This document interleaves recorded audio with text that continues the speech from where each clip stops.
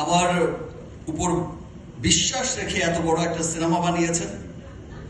আর sincerity, আমরা শিল্পী, সিয়াম, আমরা তো সকলেই শিল্পী, আমরা চেষ্টা করি সবসময় আমাদের সর্বোচ্চটা দিয়ে একটা ভালো কাজ করার চেষ্টা করে যাই।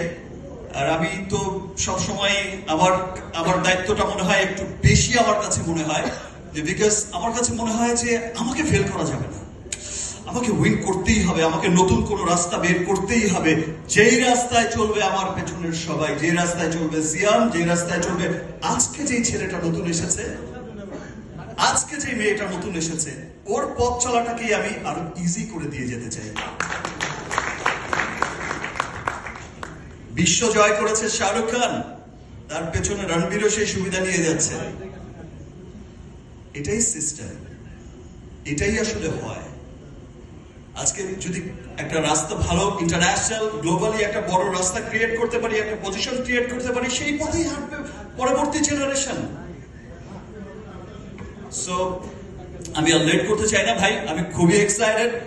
আমি আবারও বলছি, আবার অনেক অনেক ধন্যবাদ জানাচ্ছি আমার রিমার্ক পরিবারকে।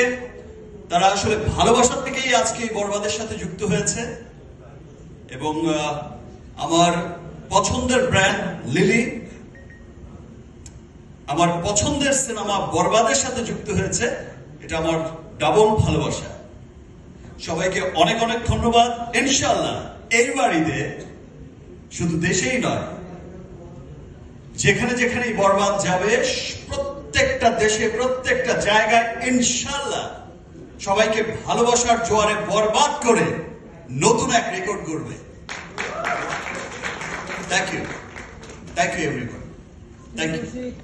চলুন এবার দেখি প্লিজ, আর লেট করতে পারবো না ভাই ভাই।